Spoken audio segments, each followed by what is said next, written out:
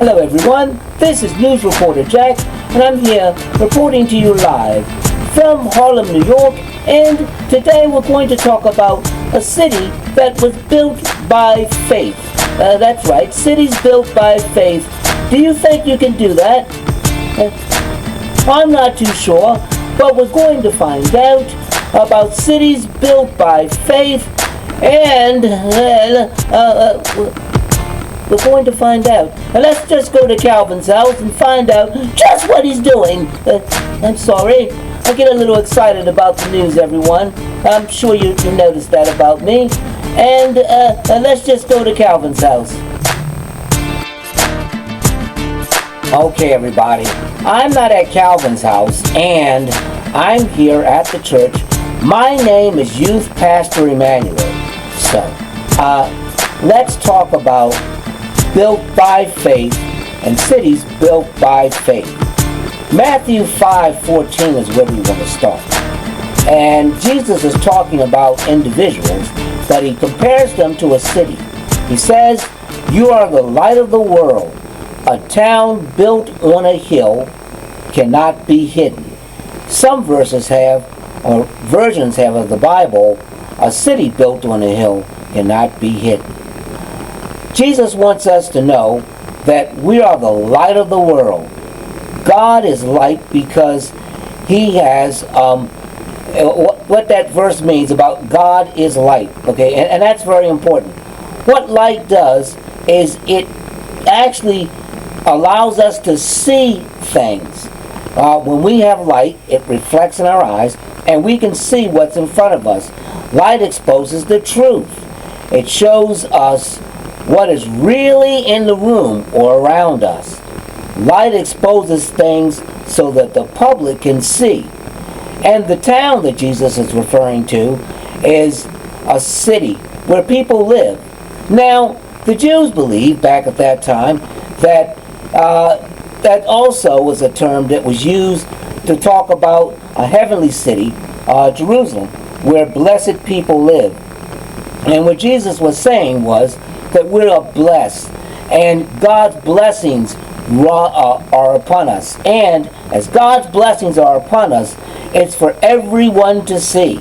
So, that's what Jesus is referring to, that we are a town, or a town built on a hill cannot be hidden. And he was letting us know that when God blesses us, everyone can see it. And that's what we're going to talk about today, how slaves actually built things from nothing, and they only had their faith. So, let's go to Calvin's house and find out just what's happening. Maybe we should ask your father, Calvin. He might know. I mean, he could tell us things. Oh, come on, Shaniqua. How would my dad know? He doesn't know anything about an African ship or a ship called the Clotilda. I don't believe he knows anything about that. But I'll ask. Hey, Dad!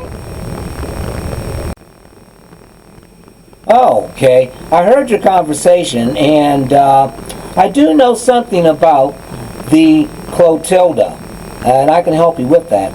Now, the Clotilda it landed in Mobile, Alabama, but it was illegal.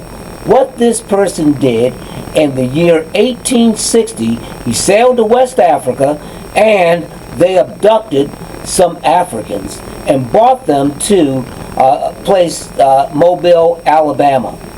Now, the African traders, upon arrival in the United States, there were only about 110 enslaved people on the ship called the Clotilda. Then they were forced to work for a gentleman by the name of Timothy Meher, the ship owner. He was a shipyard owner who had chartered the voyage, or he chartered that ship to go to West Africa to get Africans for his brothers who had plantations just outside of Mobile, Alabama. Now, some of the people were sold to buyers who were in upstate Alabama and perhaps farther away. But some of the Clotilda survivors were still living in the greater Mobile, Alabama, and they were freed 5 years after their arrival as the Civil War came to an end in 1865, and the Union forces entering Mobile, they were enforcing the Emancipation Proclamation of 1863. Their first hope was to arrange for a ship back to West Africa, but over time they resigned themselves to staying in the United States. Oh, wait. You have a question? You have a question, Calvin? Looks like Shaniqua also has a question too. Yeah, I have a question. I want to know, did they stayed in Mobile, Alabama? What did they do there? I mean, what did they do? I wonder. It's not a bad question. Question, Calvin, and I think I can answer it for you. Now, the people that were there, they found manual labor jobs, for instance, cutting timber and making shingles, and saved their wages until they could buy land in a remote part of Mobile County, some of which was purchased from the Meher family. Their settlement, in which they autonomously appointed their own leaders and communicated in their own languages of their homeland. And Yoruba was spoken there. And this place became known as African Town, or the African Village. And that was in near Mobile, Alabama. It's still there today. You can go there and see the museum and everything. Was there anything else? Okay, guys. I'm going to see what Delaray's doing. He's writing a report also. Yeah, I had a question, Uncle Calvin. I'm doing a report about this place in Maryland. Yeah, and it's called Jonesville. Did you know anything about that? I've been studying. Just want to know, do you know anything about Jonesville? You guys have a lot of questions about your report.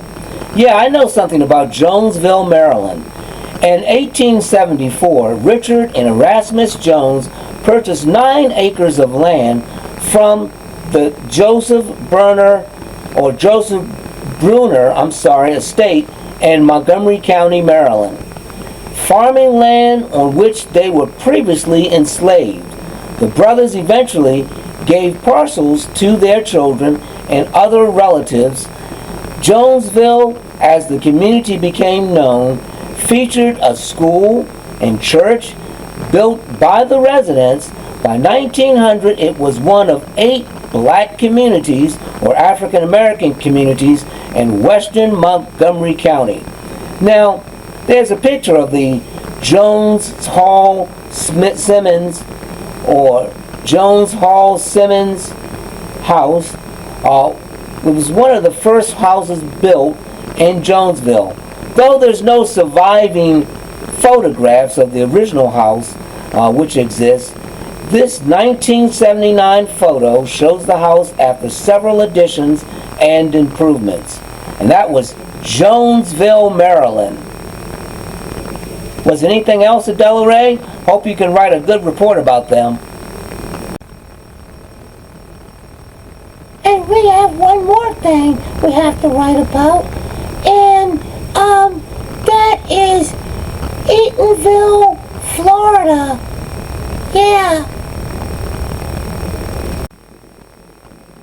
I'll tell you a little bit about Eatonville, Florida, but I'm not going to write you guys a report.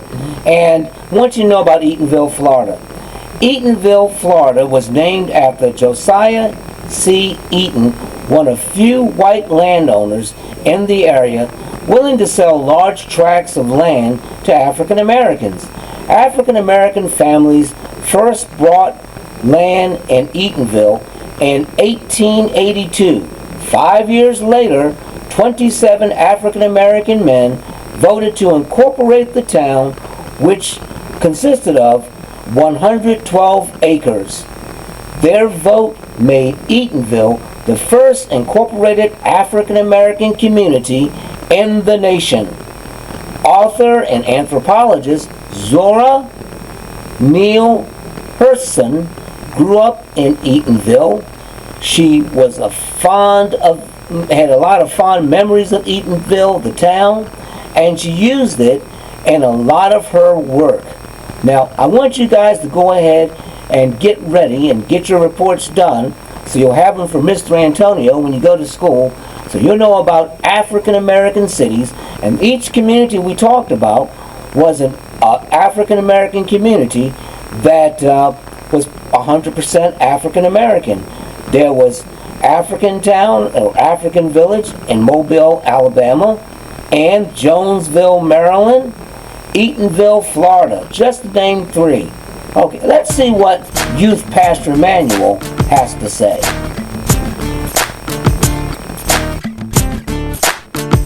Okay, everybody, today we learned about 3 African American cities, and they were built by faith.